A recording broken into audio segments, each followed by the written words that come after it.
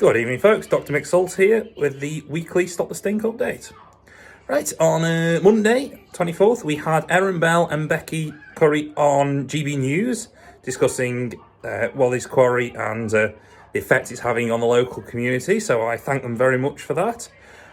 On Tuesday, we had a failure of the EA reporting form, so whatever the weekly complaint figures are for this week, do treat them with a bit of a pinch of salt.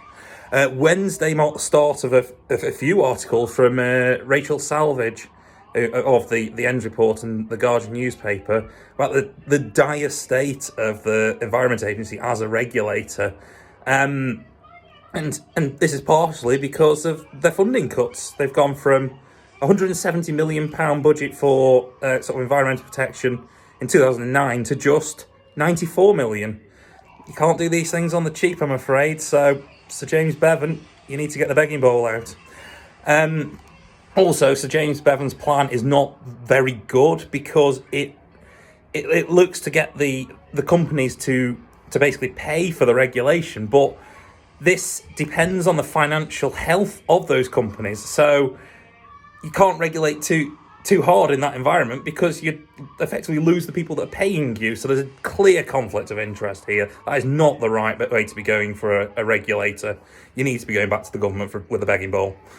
Also, Sarah Pitchers, I'd like to thank her so much for submitting the first complaint about Wally's Quarry to the Office of Environmental Protection.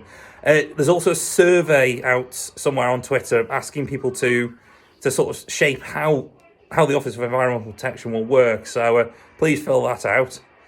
On Thursday, I was handed a large amount of documents. I don't know if there's anything decent in there yet. I'm going to be trawling through them and speaking with the relevant people if I find anything interesting.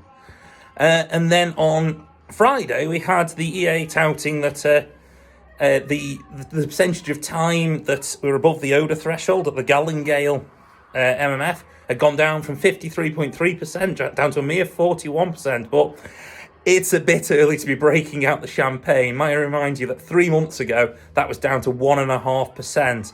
This is not good enough. The regulation should be robust enough to cope with all but the most extreme weather conditions. So the plan that was presented in sort of October, it really does need improving.